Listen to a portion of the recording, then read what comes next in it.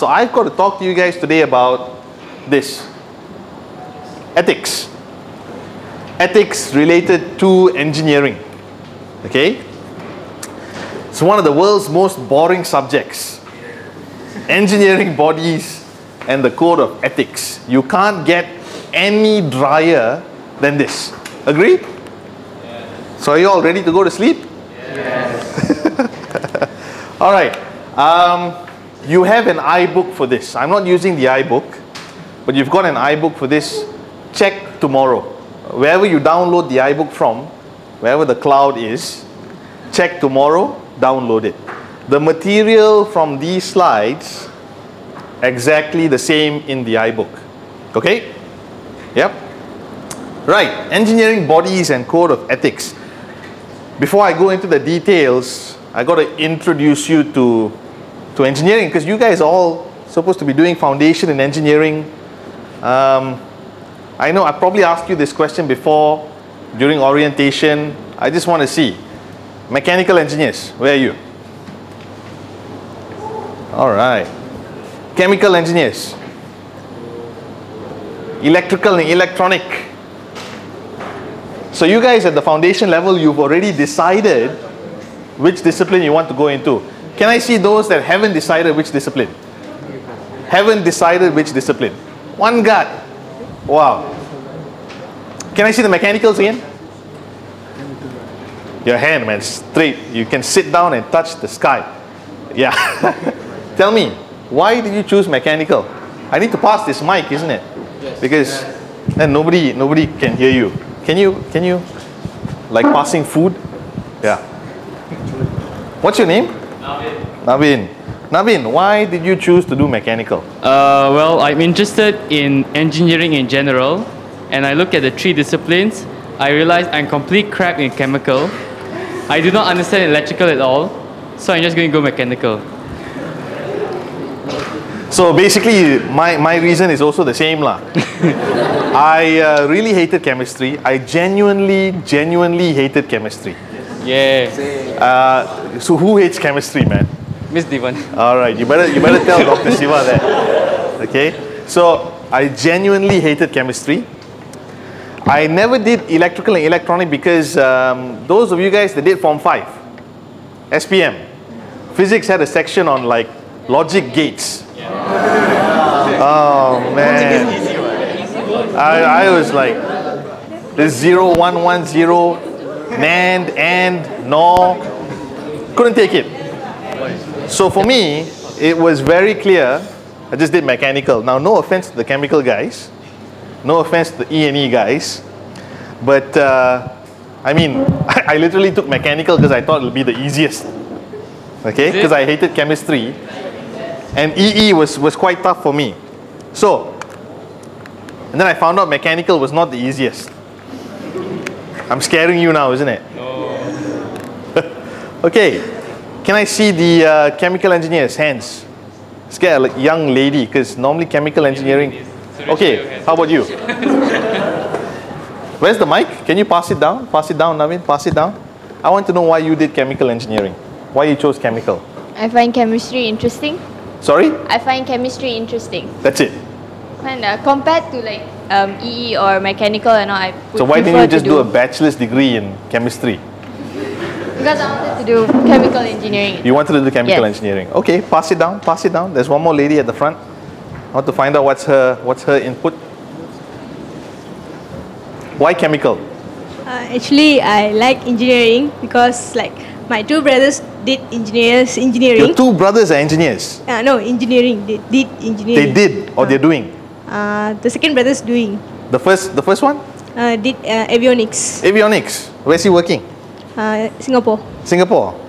So he works with planes? Huh? Does he work with planes? No, you said it's avionics. just a manufacturing technician. He's a manufacturing technician. So the second guy is doing? Mechanical engineering. Where? Nilai University. Why not here? I don't know. Why is he at Nilai? It's near to my house. Oh, it's nearby. Because I'm in Straman, so. So if the first guy did avionics, the second guy did mechanical, and you're doing chemical, you want to open a consultancy lah. Okay, great. E&E guys, where's the E&E? E&E, why only a few hands, you know? Yeah? Okay, let's ask the guy at the front. Let's pass the mic down. Yeah. What's your name? My name is Ashwin. Ashwin. Ashwin, speak louder because the guys at the back can't hear you. Okay. Why did you choose E&E? First of all, I actually like engineering. Then second thing, my father is also an engineer, electrical engineer. Yeah. Then I find this part of the engineering, electrical stuff very interesting. I'm very interested to that. So the guys at the back, you couldn't hear, he said he did it because your dad's also an E&E engineer. Yeah. Okay. All right. So, you guys got seats? You okay? Yeah. Okay. Okay. What I plan on doing first 10-15 minutes, because I asked you guys to share with me why you did engineering, why you did mechanical, why you did chemical and E&E. Is it fair that I also should share with you? Yes. Do you want to know? Yes. So I always ask this question. I don't know if I asked you guys this during your orientation, but these are normally the answers you get lah. Because I wanted to, because my parents wanted me to, because I didn't have anything else to choose from. None of the above. And I don't really care. How many number one? Oh, okay, not bad, man. How many number two? How many number three? How many number four? None? This is my favorite one. How many number five?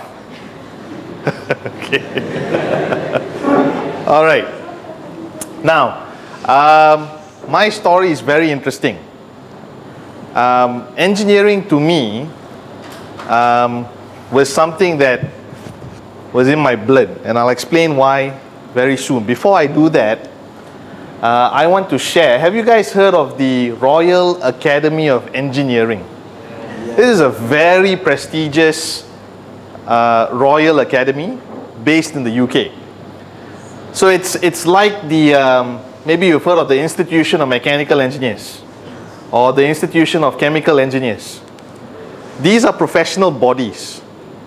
But with these guys, you can't become a member. They have to nominate you, and then there's an approval process, and then you become a fellow. So it's very hard to become a fellow of the Royal Academy, because only guys and girls that have done exceptional things for the engineering profession end up in this Royal Academy. So you all have your iPads, you're all hooked up. You could Google it and see who are the famous fellows. Okay? But I love the definition of engineering by the Royal Academy.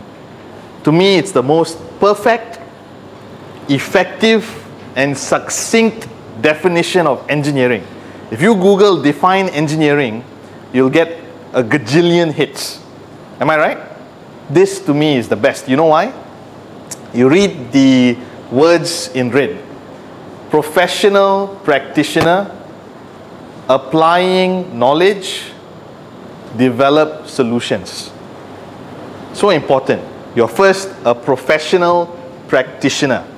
That means you apply your knowledge to develop a solution to a challenge. That's so general. It's so wide. So it doesn't have to be about a car. It doesn't have to be about a computer. It doesn't have to be about an offshore platform. It can be about stocks and shares. It can be about sales. It can be about medicine. So my wife told me, when she married me, she said, you marry an engineer, whole life, guarantee. You'll never be out of a job, man. Now, whether it's the job you want, I don't know lah. Okay? But you will never be out of a job. Parents will always come and ask me, my son wants to do mechanical engineering. Got job prospect? I said, don't worry, man. You get the degree, you'll definitely get a job. Okay? So we train you to have fundamental knowledge, and obviously advanced knowledge later. You take this knowledge, you apply it, and you develop a solution. That's what you guys are supposed to do. To me, this is the most accurate representation of how to define engineering. Now, let me share with you my story. Okay. 10 ringgit if you can guess the car. So where's my wallet? Where's my wallet? See, if you guys don't believe me. That's wrong. So, do I have 10 ringgit? Yes, okay. 10 ringgit. 10 ringgit if you guess the car. Rolls Royce. Huh? Rolls Royce? No. No, it's not a Honda. A what? Zonda. What is a Zonda? I've never heard of Zonda. Oh, Pagani Zonda. Right. No, it's not, man. Yeah. I don't think that. It's not a Jaguar. 10 ringgit, man. This will buy. Would this get you something at Starbucks? I think so. Ice lemon tea? Shaken Zen tea lah. Nobody. Somebody said Ford. What Ford? No. It's a Ford though. Ford Aeroback. Not Ford Aeroback. I'll give 2 more tries. It's a Ford. What Ford? Victoria. Ford Focus. It's not a Ford Focus. 1 more try. Victoria. Google. What are you going to Google, man? Z. Huh? You can see the Z. Z. Where's the Z? Yeah, we can see the Z. Yeah. So, going once, twice. Nope. Thank you. Okay, this is this guy at the front spotted the Z. It's a Ford Zodiac. Okay, it's a Ford Zodiac. That's a wedding car. Whose wedding car? Wedding car. This is my wedding car. Just a guess. Do I look that old? But you're right. It's got something to do with my family. Who's my parents' wedding? Do I look that old? See this guy at the back? Can you see? I don't know if the guys at the back can see, but this guy over here. That's my grandfather, man. That's my grandfather, this guy here. So this Ford Zodiac, that's his car. Okay? See the number plate? 6200. This picture was taken in 1962. He bought this car in 1962. My father was 10 years old at this point in time. Okay? So that's my grandfather. This lady in the middle, that's my grandmother. Okay? So she's still alive now. She's 89. She's 89 now. Okay? This guy used to work for the Malaysians would know as JKR. Do you know JKR? Yeah. Ministry of Works, Jabatan Kerja Raya. He worked for JKR in Ipoh. You guys know where Ipoh is? So he spent his whole life in Ipoh and he worked in Ipoh. And you know, when I'm driving along the streets in Ipoh, sometimes I drive slow. And you know, these people, they horn and some fellas will shout, you know, "What, do you think your grandfather built the road? Ah?" You know what I respond and say? Yes. I say yes. Really, because most of the roads in Ipoh, this man, he managed the team that built it. Okay? He was, you see, at that point in time, the Malaysians, especially my grandfather, you know, no money, he couldn't have a degree in engineering. So he had a certificate. There was a certificate qualification course. His bosses, who were white, British, they were the engineers. Okay? But he was a very competent, and I would describe him as the first engineer of the family. He was a mechanical engineer. Okay?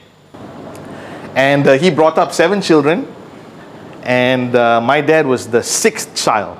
The 6th child, and he was the first engineer, and the amount of stuff he did and the stories he used to tell me was intense. Okay?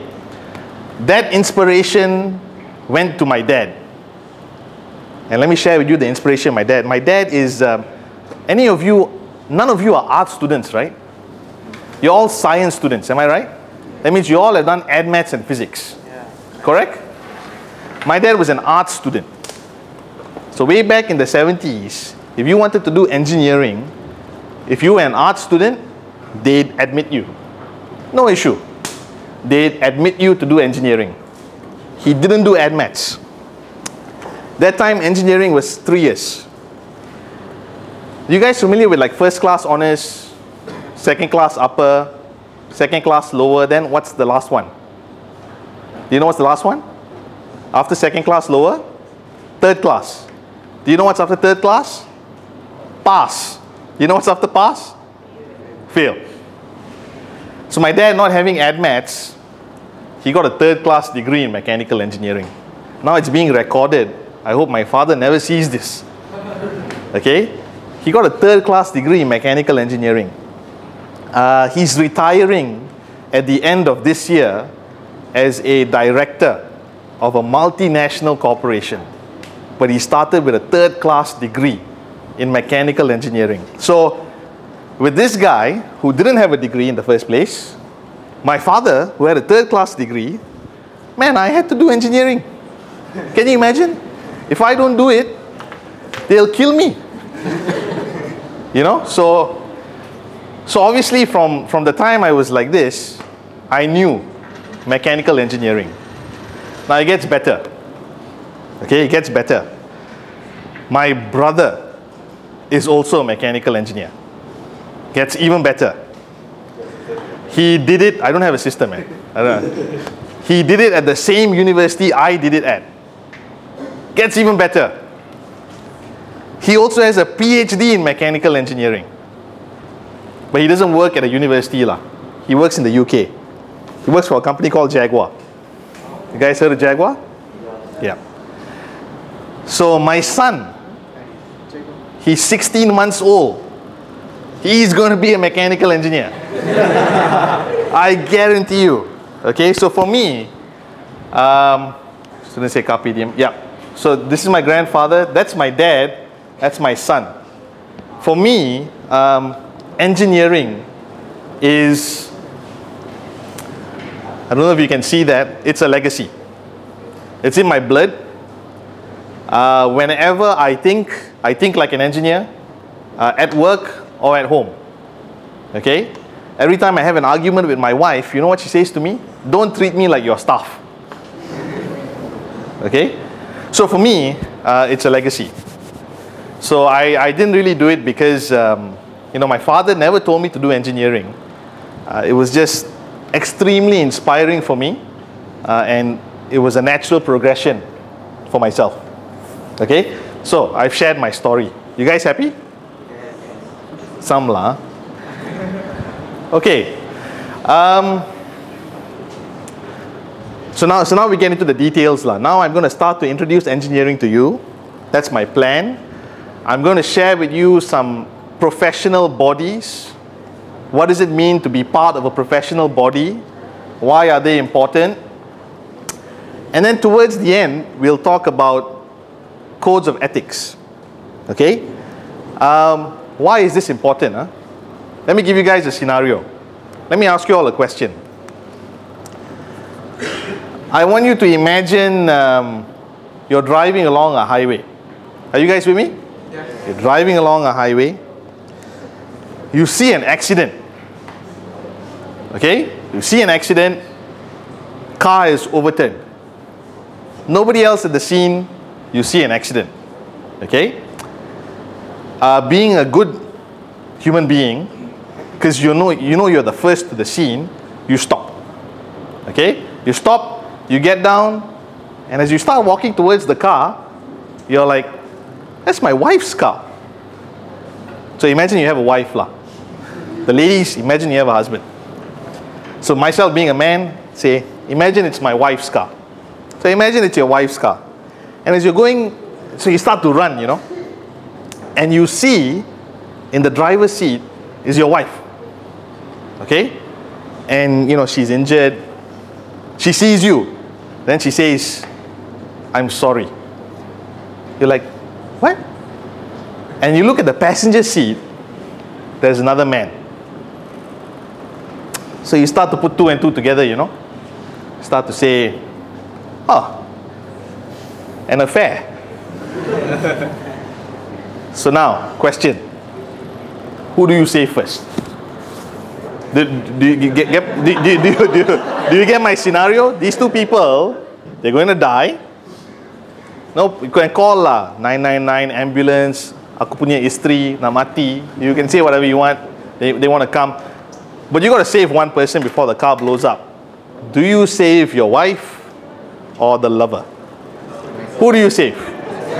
Huh? You save the car.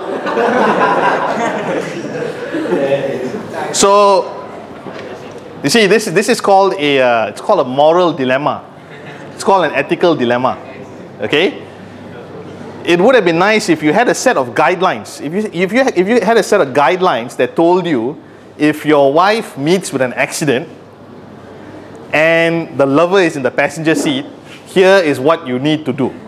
That would have been nice, right? If you had that set of guidelines, that would have been perfect. Do you guys agree? Now in engineering, we have moral and ethical dilemmas. Okay? Therefore, we have a set of codes that tell us what to do when faced with a certain ethical dilemma. Those codes I'm going to share with you guys today. And when we have our next lecture, which will be later in the semester, I will share with you a huge, very tragic case that occurred when an engineer did not abide by the codes. How many of you guys have heard of something called Highland Towers? Who's heard of Highland Towers? What do you know about Highland Towers? Just share. Because you guys were like, you weren't even born when this happened, okay? What do you know about Highland Towers? The building crashed down. The building crashed down. So these were 3 residential condominiums in KL, and in 1993, one block collapsed and killed 48 people, which included a 6-month-old baby. So I'm going to share that case with you guys later. I'm going to explain to you why it happened. What was Highland Towers? Why did it crash? And why the engineer was liable. Okay? Because he did not follow the code of ethics. Okay? So, that's my plan lah. Whether I follow my plan or not, I don't know. You guys have to help me. Okay? Alright. So let's start from the basics. The basics. I call it the big 4. The big 4. Civil, chemical, electrical or electronic, and mechanical engineering. Question to you guys. Which of the big 4, which one was the first formally recognized discipline in the world? Civil. Crap, lucky I didn't say 10 ringgit for that, man.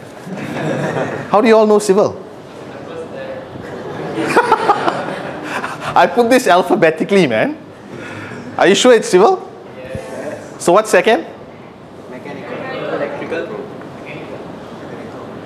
Okay, so you guys are right. Civil was the first. Do you know why civil was the first? Because you see, after the, during the age of the industry, okay, people needed a place to stay, they needed a place to work, they needed sewerage systems, they needed transportation systems. This all fell under the civil infrastructure. So civil engineers were the first formally recognized engineering discipline in the world. Okay? Second was mechanical. Mechanical then followed. And from mechanical, branched out chemical. Okay? And as soon as you had electrical systems or electronic systems, E&E came into play. But the first one, which we have to give recognition to, are the civil engineers. Okay? So these are the big 4. Do you guys know any other types of engineering? Just shout it. Aeronautical, telecommunications, marine, aerospace, nano, biomedical, petroleum, mechatronics, lots. Okay? But these 4 are the basic, or what I call the big 4. Okay? Okay. So when I talk about engineering bodies and when I talk about professional societies, which I'll introduce shortly, this is actually part of my subject that I teach the year 3s. The subject that I teach the year 3s, it's called Professional Engineers and Society. Okay? Now you guys as foundation students, being part of the foundation program, actually it's the first time I'm going to address any students before they come into their degree.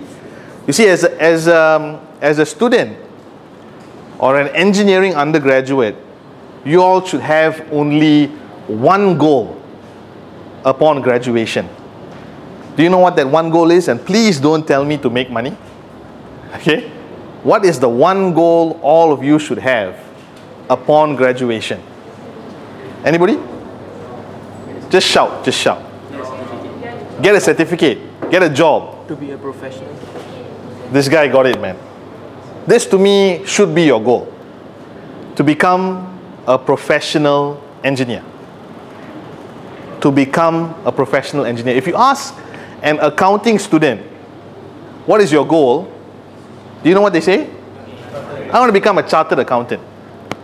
You ask an engineering student, don't know lah sir, thinking lah what to do. Maybe go and sell insurance lah. Yeah, really.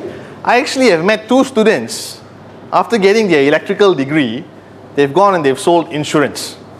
Oh, that's all well and good lah, it's a living. After 5 years, he does well, he can drive around in a Ferrari. Okay? But to me, an engineer or an engineering student, upon graduation, your goal should be, after working for 5 years, you become a professional or chartered engineer. Why? Let me tell you why. The moment you have 5 years worth of working experience, it's not a question of whether you qualify to be a chartered engineer. It's a question of whether you want it or not. Do you understand the difference? Because the moment you work as an engineer for 5 years, let me tell you something, you guys qualify. It's whether you want it or not. So your goal should be 5 years after graduation, apply to become a professional or chartered engineer. If you're Malaysian, you do it with the Board of Engineers Malaysia. Okay? 200 ringgit a year. That's it. Most of the time, companies pay for it. For Taylor's, Taylor's pays for my professional engineer status with the board and my chartered engineer status with the Engineering Council UK. Because they value this. It's very important. Yep. So to me, this word professional engineer, when you say to people, I'm a chartered or professional engineer, they say, okay, this guy, he knows his stuff. He's got a chop. He's got a mark of quality. Very important. I will also share with you guys how to become a professional engineer, how to become a chartered engineer, why it's important, and so on. Okay? You can read these points. What I'll do is I'll send these slides to Mushtaq. Do you guys use Times as well? You don't use Times? Coming in? Open learning. Oh, so I'll get him to upload it onto Open Learning so you can download these slides. Okay? In the meantime, you don't have it, so just listen. I always use these 3 circles to sort of summarize an engineer.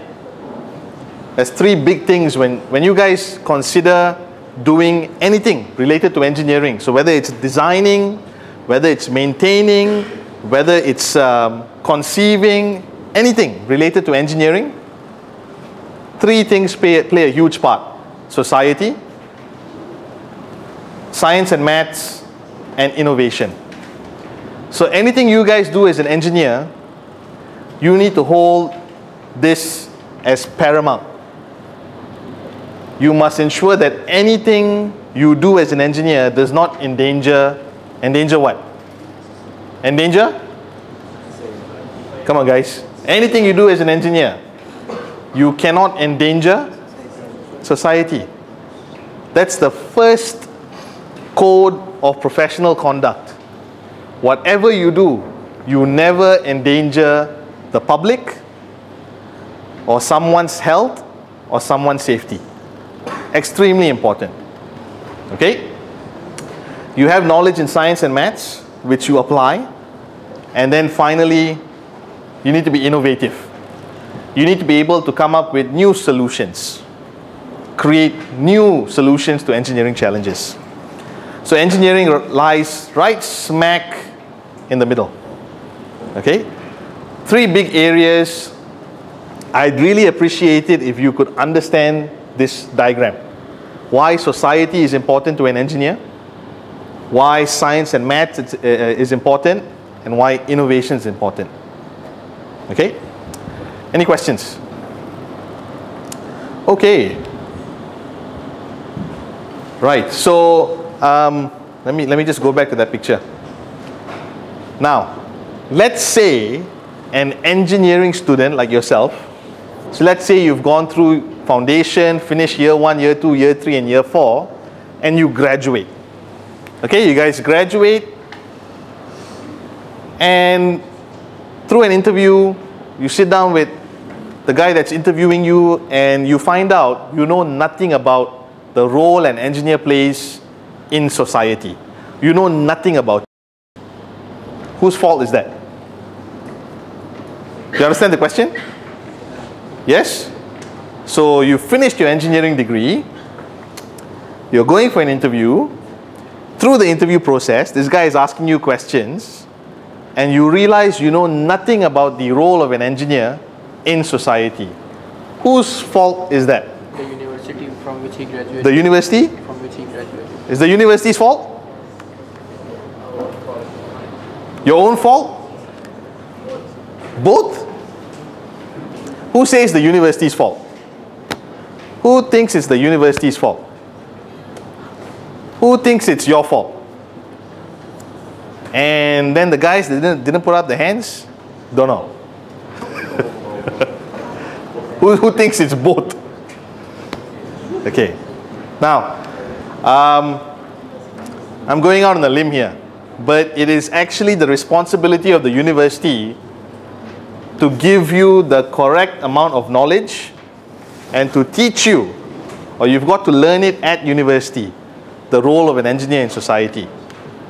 So that's why I'm here today.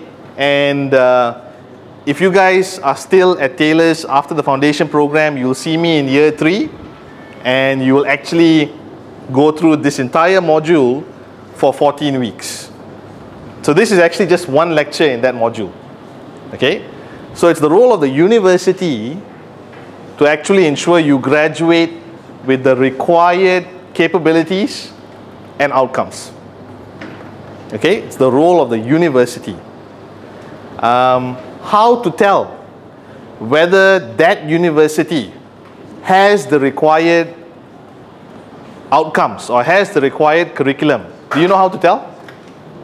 How do you tell?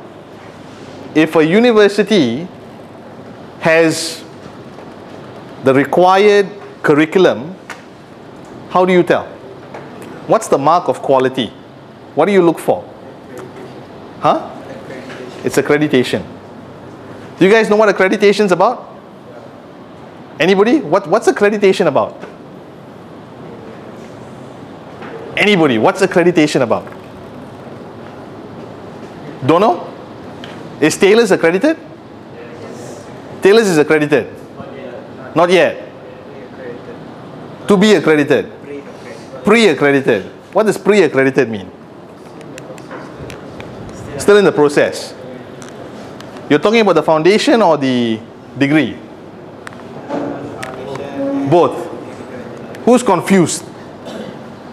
Who has no idea what accreditation means, what it is, whether the foundation program recognized or not recognized?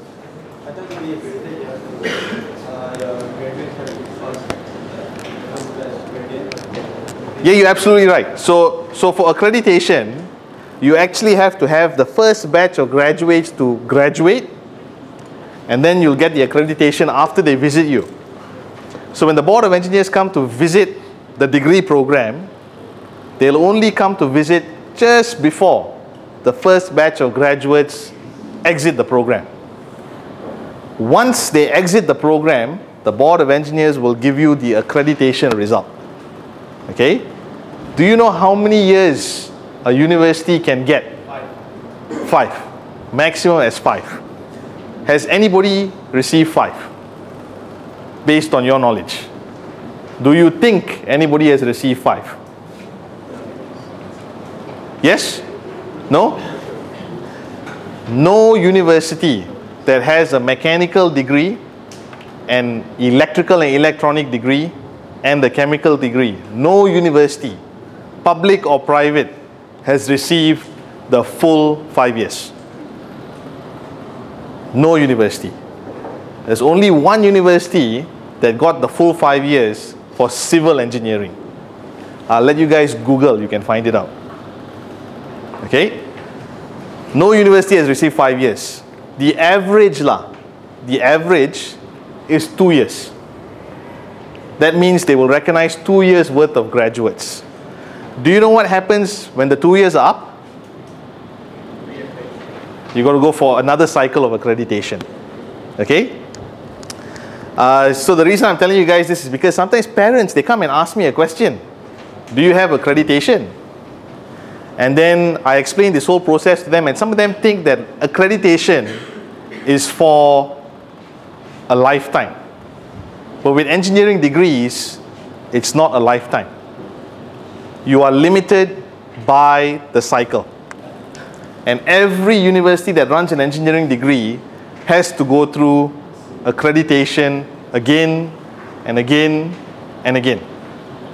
And the moment you get accreditation, that's a mark, or it's a benchmark that says this university has the required curriculum to produce competent engineering graduates. That's what it means. And an accredited degree means you can get registered with the Board of Engineers Malaysia as well. Okay? So hopefully I'm hoping in November, they will tell me how many years Taylor's will get. Do you guys know how many years, or how many years do you think we will get? 3? You think 3? 5? You think we'll get 5? Do you think it'll be the first university to get 5? You know, I made a bet with Mushtaq. You want to know what the bet is? I love to bet. So the 10 ringgit came up just now. I made a bet with Mushtaq. I said, if we get 5 years in any one of the programs, you see the lake? I'm going to swim the circumference of the lake. So now I've told you, it's on camera. I don't know, man. We might get 5 years. If I get 5 years, I'll put on my Speedos, lose a bit of weight, and I'll swim. Okay? So I'm really hoping for the best result possible come November. Because if we get 5 years, that means you guys, you guys will be accredited. Do you see what I'm saying? 5 years worth of graduates will be accredited. But it's okay. Even if we don't get 5 years, say we get 3 years, it's also cool. Because we'll apply and we'll get it again. You see, I take this as my job. It's my responsibility. So if a university does not get accreditation, the boss needs to resign. Because it's no point producing engineering graduates that aren't accredited. Do you all agree? Like they've taken your money, they've tried to teach you something, then you graduate with a piece of paper that's worthless. So it's a responsibility of the school and management to make sure that you graduate with an accredited degree. With foundation, again, it's the same process. So you guys are the first batch of graduates, right? So just before you guys graduate, we'll have accreditation. And I have no doubts we'll definitely get that too. So, coming back to this slide, how do we ensure that a university has the required curriculum to ensure that the graduates are not shortchanged when they go out to the workforce? Accreditation is one way to tell. Okay, accreditation is one way to tell. Okay, any questions? Sorry, questions? No? Okay, now, my style is, I know they're filming and all that, but they'll edit. I can't actually talk for 2 hours continuously. So I'll finish a slide, we'll have a 5-minute break. Is that okay with you guys? And then we'll continue, okay? Now, I talked a bit about what is the role, or I mentioned what is the role of an engineer in society. What role would an engineer play in society? So I just came up with this very simple figure on the important roles an engineer must play if they're working in industry. This is the first one. It's the most important one. I think you guys need to have the goal of attaining the status of a professional engineer or a chartered engineer. So that's the professional engineer or the chartered engineer. I'll explain the acronyms later, after the break. An engineer must consider the environment. Whenever you develop a solution to an engineering challenge, it must be done to ensure that the environment is secure, is sustained. It must be environmentally friendly. Okay? The purple box talks about safety. I'll explain these acronyms later, but you guys don't have to remember this for your exams. Okay? The purple box is safety. The engineer must have some form of knowledge on safety, so that when they develop an engineering solution, they take safety into account, because the society is important. And then finally, they must ensure the quality of their work is top-notch. So the role of an engineer in society covers 4. That's all I want you to remember. The role of an engineer in society covers 4 areas. You need to become a professional engineer. You need to consider the environment. You need to consider safety, and you need to consider quality. So, professional, environment, safety, quality. Can you guys say that with me? First one. Second. Third. Safety. Fourth. Quality. So if somebody says to you, what role does an engineer play in society? You say, he needs to be a professional, must consider the environment, safety and quality when developing a solution to an engineering challenge. With that, we'll take a 5-minute break. Come back in 5 minutes, please. Thank you. Just to recap, because obviously you'll have at least, it depends, I need to speak to Mushtaq, but maybe one and a half questions on my subject of this topic for the exam. So far the important things we have covered, okay, is what I call the competency of an engineer. Remember I told you guys, I showed you the 3 circles. The competency of an engineer must encapsulate society. So you need to know what is your role in society. You need to understand, you need to be able to apply innovation techniques and concepts, and you must have strong fundamental basic knowledge in the physical sciences and maths. That's the competency of what an engineer, the minimum competency required of an engineer. Extending from the society, what is the role an engineer plays in society? There's 1, 2, 3, 4 roles that an engineer plays in society. The first one is he or she needs to become professional, safety, environment, and quality when they develop engineering systems. Okay? Now, I promised you guys I was going to explain what this P-Eng or C-Eng means. So let's see if we can do this a bit differently, since everybody wants to go and eat. I need a volunteer. I need a volunteer. Somebody, please. I need a volunteer. Somebody help me. Anybody? Who's Gerald? Gerald? Where are you, Gerald? Where's Gerald? Pink. The guy with the pink shirt? Gerald. Can you help me? Come to the front. Everybody give Gerald a round of applause.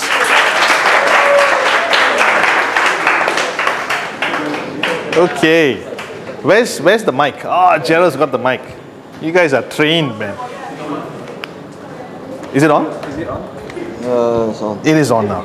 Gerald, Yes. how old are you? 18. Gerald's 18. Do you have a girlfriend? No. Gerald's single. Do you want to get married? It's like kind of an early question to ask an 18-year-old guy, right? Do you want to get, have you thought about it? Do you want to get married? No. Oh, okay, I need another volunteer. Ask you. Yeah. Okay, you don't want to get married. No, I mean, I'm not ready. I know you're not ready. Yeah, yes. I mean, later. When you're 30. Oh, yes. Yes. Definitely. Yeah, definitely. Okay. Thank you. That's all I need from you. You see, Gerald wants to get married. I just want the guys. From the guys lah, who wants to get married, man. Later, when you're 30, you want to settle down. Who wants to marry? I just want to see. Show of hands. Yeah, all the Indian fellas put up hands already. Now, you know why the Indian guys were the first ones to put up the hand? Arranged marriage. Forced to marry. So I'm of Indian origin lah. I'm not Indian, of Indian origin.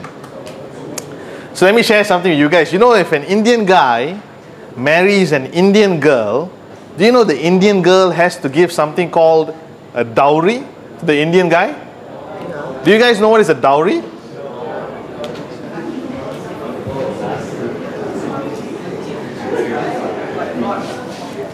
You all don't know what's a dowry, right? A dowry equates to this.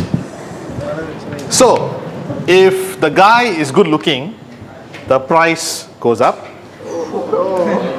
If the guy has a good job, goes even further up. If the guy has many qualifications, hits the ceiling. Now, so that means the lady has to pay the husband, the husband's family, okay? Now, so my wife's not Indian though. So my wife is Chinese. So now it's complicated matters a bit, okay? Because in the Chinese, and the Chinese guys help me out here, okay? If you've got relatives that are already married, for the Chinese, the guy's got to give money to the mother-in-law. And the Chinese love to give the money, it looks like this, you know, like 10,888. Give one check. Or 8,888. Give one check. Or 88,000 if you're like millionaires. Okay? So this is also a form of money. Okay? So where's Gerald? Gerald, can you guys see if I write here? Gerald, what's your full name, man? What's your full name?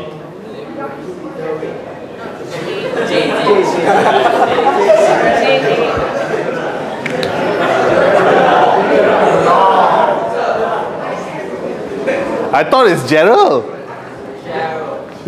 Sorry, spell it for me, man. J-A.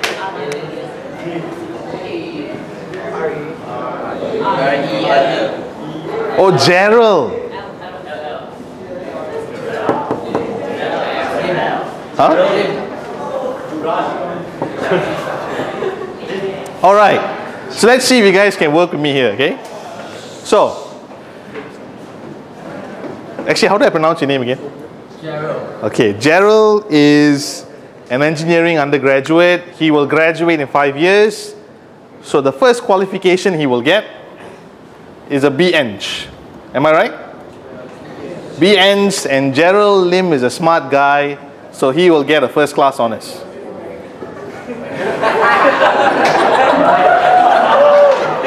Okay? Now, so Gerald now has a first class honors. Taylor's University loves him.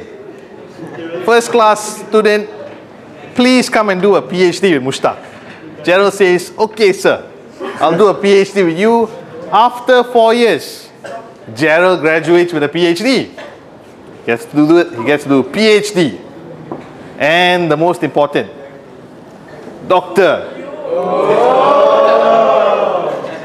Okay? So then Gerald says to himself, after doing this for 7 years, he says, I remember that joker Satesh lah. This guy came and spoke to me for 2 hours and he said something about professional engineers. So I now want to become a professional engineer. Okay? So Gerald starts the process of applying with the Board of Engineers Malaysia.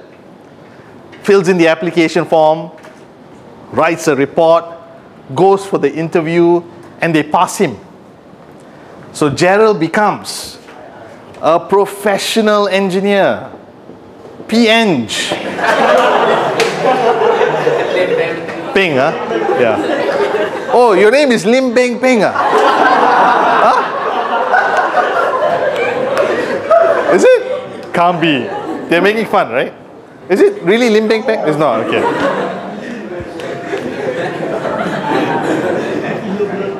Then you get together at the IR, okay? Gerald is not happy. He wants more. He says, I remember Satesh saying to me, P-Eng is professional engineer. Now I want chartered engineer with the Engineering Council UK. So he applies and gets Cheng.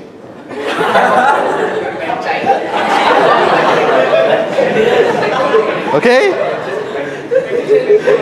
Now here's the other thing. With the Peng, you automatically you get to become a corporate member with the Institution of Engineers Malaysia. Gerald, you're doing chemical, electrical, mechanical, and with the Cheng, he becomes a member of the Institution of Mechanical Engineers. MIMEC. So let's count now. 1, 2, 3, 4, 5, 6, 7, 8. So 2 pre-nominals, 6 post-nominals. Gerald, if you marry an Indian girl, the family has to pay you a lot of money. Okay? So if somebody has all of these qualifications, the dowry that will come from a family, huge. Now I've got a friend who's got all of this. Do you know what the family gave him? Gave a condominium, fully furnished condominium. Okay? And he got cash. Doesn't have to pay for a house, and he got the cash. Amazing, right? Cash? Where's Cash? I've heard some stories about Cash. Where are you, Cash? Cashminder. Oh, you're Cashminder. Nice to meet you. Yeah, great. I heard we talked about you yesterday. You have the same name as one of the guys that is graduating. Okay, so I thought there was interesting way to introduce to you guys the professional engineer acronym and the chartered engineer acronym. Okay? The Peng and the Cheng. Okay? Now, to get these two, again I told you guys, you will qualify for this, for sure. Each and every one of you will qualify for it. Because by virtue of having to work in industry for at least 5 years, you apply, you will get it. Unless, of course, like for example, I'm an interviewer for staff or an engineer that wants to get the Cheng. So if an engineer wants to get the Cheng, the C-Eng, I interview them. And if you're the type of person that you go for the interview and then I'm asking this guy a question, you know. I said, so what type of safety systems do you employ at work? I do labs. Said, okay, what else? That's all.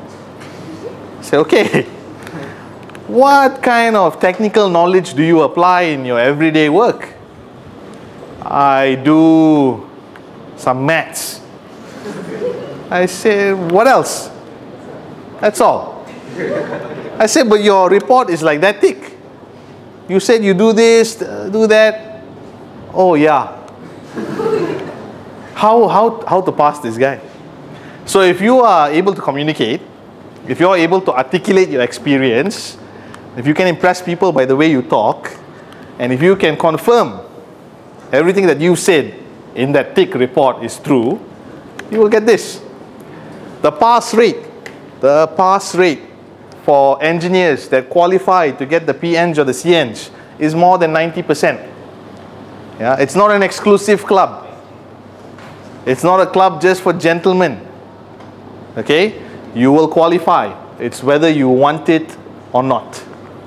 Obviously, if you're like that guy I interviewed and say yes, no, full stop, you won't get it lah, because you can't talk. Okay? But most of the time, no issue. Gerald, can I rub off your name? Can I rub this off? Yes. You want to take a picture?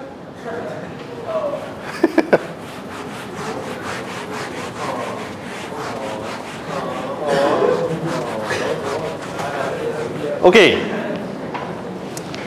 So let me now show you the different logos, the different engineering bodies, the differences between certain engineering bodies for awareness. Okay? Just for your awareness. Okay. Forget about the words. Look at the logo on the left. Who has, because I know mostly have not seen it, but who's seen this logo on the left? Anybody seen this logo on the left? You've seen it. Where you seen this logo? Navin, right? Where have you seen it, Navin? My dad. Your dad. The one on the right? Anybody seen the one on the right? No. Okay. The one on the left is the logo for the Board of Engineers Malaysia. Okay? The Board of Engineers Malaysia is the regulating body for the engineering profession in this country. That means they actually control and regulate the country's engineers. They actually have a set of laws or regulations that engineers must abide by. This is controlled by the board.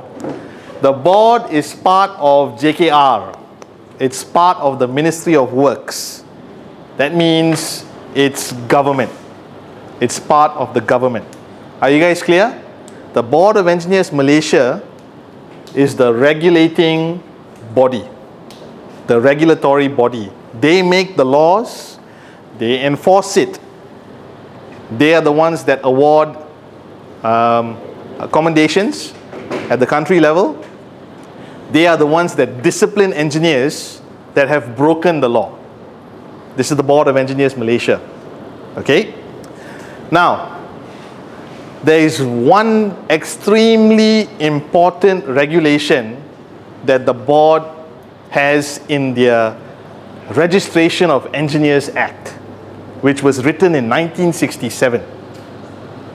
Do you know what this law is? Anybody?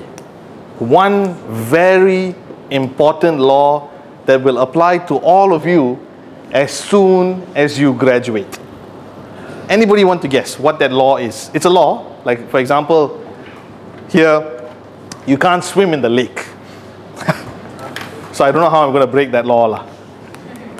So what do you think is the most important law written by the board? Anybody? And it will apply to all of you as soon as you graduate. Huh? Something to do with safety? Nope. Nothing to do with safety? Anybody? Okay. So I need you guys to listen up. This law, the board says, as soon as you graduate, Malaysians need to register with the Board of Engineers immediately. This is a law. Okay?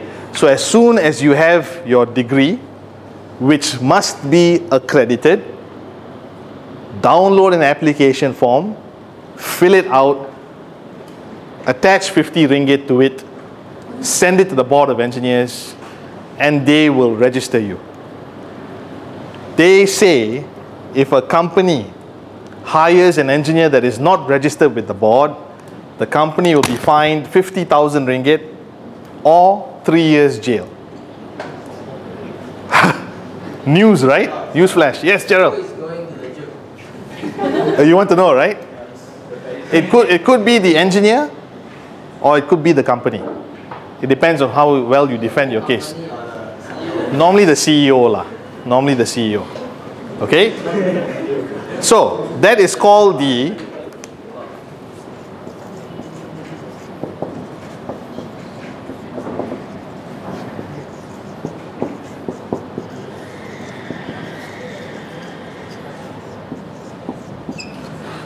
remember these 4 words, please. Registration of Engineers Act by Board of Engineers Malaysia, BEM. As far as you guys are concerned, as foundation students, what does this mean to you? Just remember, as soon as I graduate, I must register with the Board of Engineers Malaysia. It's a requirement by law. Okay? Question to you guys. Why should you register? Other than it being the law, why should you register? What's the point? For what? Have a qualification to work here. Have a qualification to work here. But you already have the qualification. You've got a degree, right? This is just registration with the board. No? Your degree is official. It's recognized by the board. Accredited. Why do you need to register with the board? Recognized? You already recognized. Your degree is recognized. So you can practice to be a professional. No? No. Okay. The reason you register with the board, okay? Very simple. It's a regulated profession.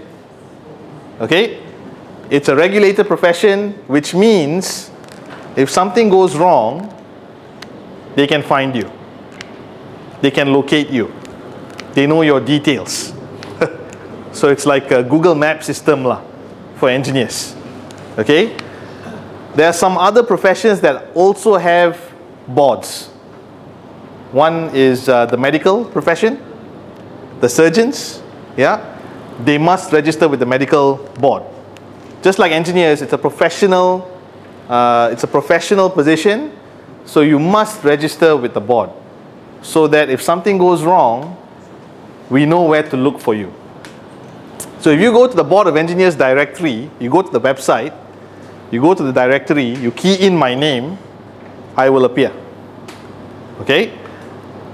You key in any other Malaysian name who's an engineer, they should appear also.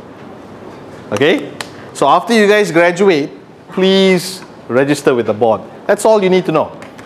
When I teach this to my year 3 guys, they need to know every single code of professional conduct in this act. So you have that to look forward to when you come to year 3 lah. Okay? But as far as you guys are concerned, remember, Registration of Engineers Act by BEM means every engineer in this country must register with the board if they want to practice with the as an engineer. Okay? Any questions? Yes?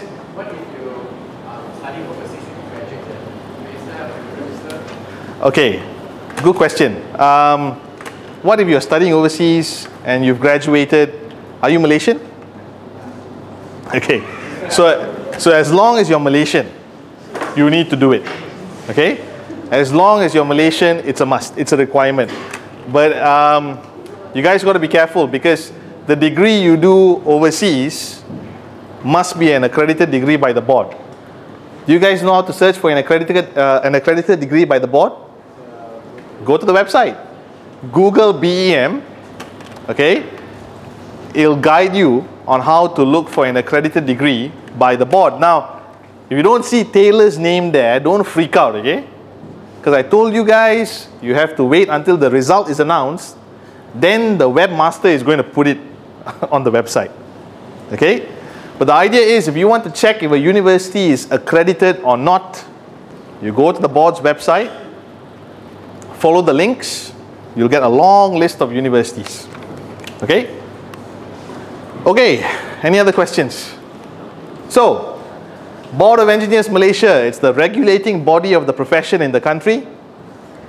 The counterpart in UK, the counterpart in the United Kingdom is called the Engineering Council. Just thought I'd put that up there. Okay, so that's the regulating bodies, or the regulatory bodies, the guys that make the law. Okay? But nobody likes lawmakers, right? They're strict. You have to abide by the laws. So that's why we have these guys. So these guys are called professional bodies. Do you know what's the difference? Professional bodies are not lawmakers. They're just a group. They're a group, a registered group, okay, with people of like-minded opinions and qualifications. They get together, they form a society, they plan events, activities to benefit the profession. That's a professional body. Okay? They exist to benefit the profession. They have talks, they have industrial visits, they have meetings. Okay? So in Malaysia, the professional body is called, right here, IEM. So BEM is Board of Engineers Malaysia. It's the regulatory body. It's with the government. IEM, what does the I stand for? IEM's Institution of Engineers Malaysia. It's a professional body. It's a group of like-minded individuals. They get together, they plan activities and events for the benefit of the profession. Okay? For regulatory bodies, you get registered with them. For professional bodies, you can't register with a professional body. You become a member with them. Okay? These guys work together. These guys work together. If you qualify for a certain type of membership here, you will qualify for the PEng here. You guys get that? So if I become a corporate member, which is a senior member with the institution, I automatically qualify to apply for the professional engineering status. They work together. Okay? So, IEM covers all disciplines from civil all the way till marine or whatever. As long as you're an engineer, you can become a member of the institution. I've put IMECI because I'm a mechanical engineer, but have you guys seen the logo on the outside of TTIC? You'll see IMECI, IET. IET is for the electrical engineers, the electronic engineers, and IChemE for the chemical guys. Okay? So, two things, Two things. First, professional bodies, just a group of like-minded individuals. They don't regulate the profession at all. Board of Engineers, these guys are part of the government, so you have to actually register with them upon graduation. Interesting side note. When we go for accreditation, the evaluators, so that's a question. When we go for accreditation, the evaluators, do you guys think they are from here or here? So the evaluators that come for accreditation of our engineering degree, are they from the board or the institution? IEM. Board. Who says board? Why board? Why board? Why board? Yeah. No, this is the professional body.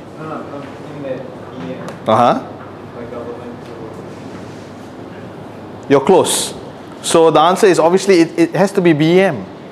Because these guys They regulate the profession. They are the lawmakers. So accreditation has to be about professionals being regulated. Is the degree regulated? Okay? So accreditation happens and the evaluators are from the board. Okay? Favorite question the evaluators love to ask you guys. In fact, the first question they will ask you when they interview you. You want to know what? So how long you've been at Taylor's? And they talk. Then they'll ask you, can you tell me the difference between BEM and IEM? Oh, all the questions they ask, the difference between BEM and IEM. That's where students will say, I have no idea what that means. And then students will say, the board is the institution is the board, they are the same. Some guys have told me what, I tell you, you won't believe it. Sir, before they were known as BEM, after that they're IEM. Okay? They tell me things like this. Second question they will ask you, are you aware of the Registration of Engineers Act? They'll go like, what? Do you know you have to register as an engineer with the board? No? Oh, finish. Come back, knock on the door of the dean. Your students don't know anything about the board, the institution, or the act. Pop, it goes in the report. Okay? So now you guys know, right? Yes? It's on film, right? We'll refresh your memory in year 3.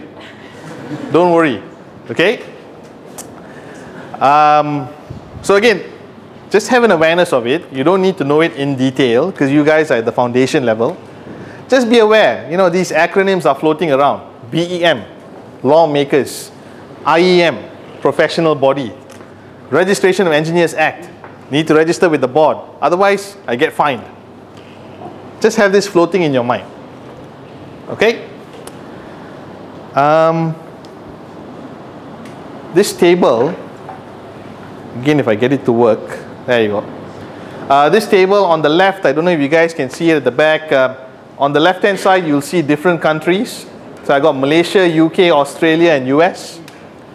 And the learned societies. Learned societies is a professional society lah. So IEM is a learned society. It's the same thing. So it tells you what are the learned societies, what's the regulatory body, and what type of pre or post nominals you get. Okay? So in Malaysia, if you're a professional engineer, you get the PENG and the IR. Okay? If you're in the UK, you get the Cheng. You don't get anything else. Okay? If you are in Australia, you get the CPENG. It's called the CPEng. Chartered Professional Engineer. Okay? If you're in Australia. US is a bit interesting. US, each state have their own professional exams. So if you are a recognized professional engineer in California, they will not recognize you in New York. You have to go and sit for the New York State exams and then become a professional engineer for New York. So states, it's different. Okay? In Malaysia, you become a professional engineer with BEM, recognized in Malaysia. Okay? Any questions, guys? Okay, so this one I talked about. I explained to you what's the BEM. You can read this in your own time. I won't go through this again. I'll skip these slides. See, like all these slides, the words I have here, I've talked about it earlier. Okay? So let me skip a few.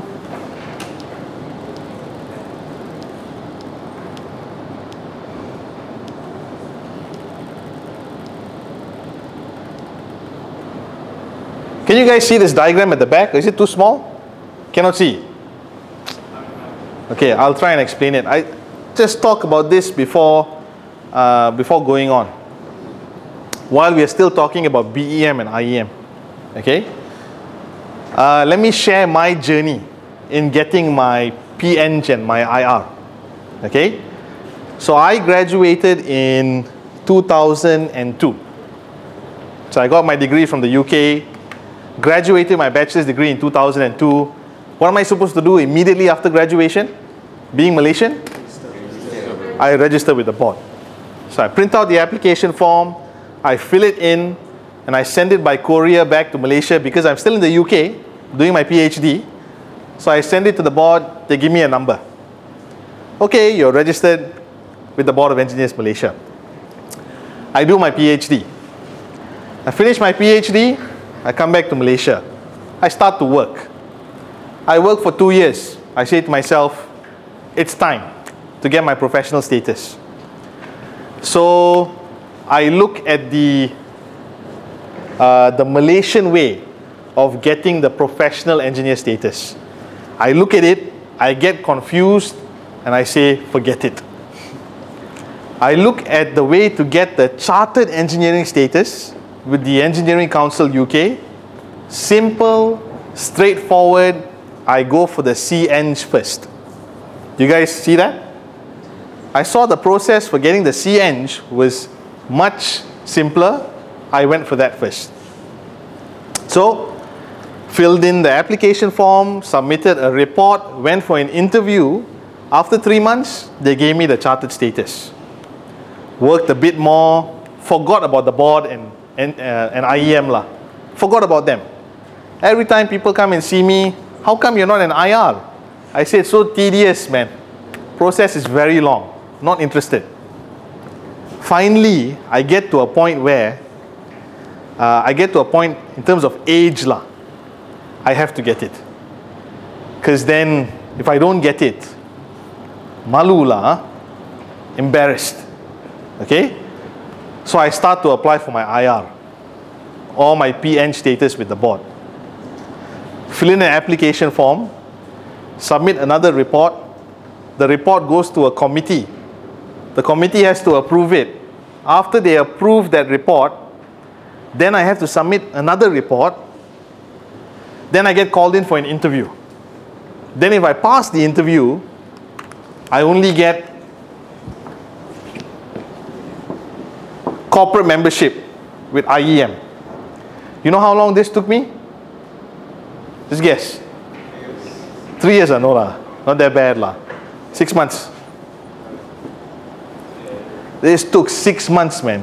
Do you know how long it took me to get my CEng? I told you, right? 3 months. From start till finish. Not done yet, you know. This means nothing. It just means you're a corporate member. I had to take this certificate, go and knock on these guys' door and say, hello, I'm MIEM. I want the IR. She said, no, cannot. Need to submit more applications. So, had to submit another application form. Had to write a letter. Get another engineer to sign that letter. Confirm that what I wrote in there was not bullshit. And then I had to wait another 2 months. And then they give me the IR or the PEng. 2 months. Like giving birth to a child, man. So can you imagine, I started this process. 9 months later, till today, I'm still waiting for my certificate. Okay? So this process was very long, very tedious. Okay? But like I told you guys, it's not whether you're qualified or not, it's whether you want it. Because after a certain number of years, you automatically qualify. Okay? The interviews you go for, when you're interviewed by other professional engineers for this status, they're very nice, very professional. They always ask you questions on your ability and what is contained inside your report. They're never nasty. Okay? So, but it takes very long. Now, what I have said just now is in this entire diagram. What I talked about just now is in the entire diagram. After you graduate, register with the board. After you get 3 years of experience, tell IEM you want to become a member. After you get corporate membership with IEM, you apply to the Board of Engineers and you get your professional engineering status. That's the route. There's one more way to do it. Let's say some of us, for whatever reason, you don't want to become a corporate member with IEM. You say, I don't want anything to do with IEM, man, but I want my IR. There's a way. You know how? Migrate. You sit for exams. The Board of Engineers will give you a set of exams to do. If you pass the exam, you will get the IR. Which one do you prefer? Interview or exam? So by default, IEM will get your membership. Do you see? But some people still do the exams, you know. Some people still do the exams. Okay, so that's why you see here, from here to here, it will split. This is the IEM part. This way is the exams. Sorry? Which is faster? Actually, I don't know. The exams could actually take longer. Yeah. Okay. Okay. What else can I share with you? Okay, actually, I think, shall we end there? I think we'll end it there. I don't want to start anything major on ethics. I want to summarize, because I think the next time I'm seeing you guys, it's probably 3 or 4 weeks later, because we have another 2 more hours I need to do with you.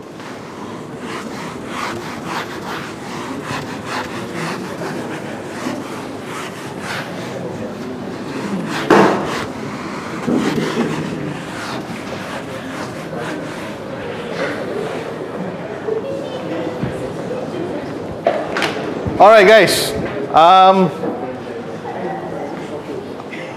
I want you to just be able to explain the things I'm going to write down on the board. Now, the first thing I want you to be able to explain and to understand is what are the key important competencies of an engineer. So you need to understand your role in the society. You need to understand and apply concepts of innovation and concepts and application of science and maths. Okay? We also talked about what's your role in society, which covered, can you guys remember? What's the first one? Next one. Yep, environment. And what's the last one?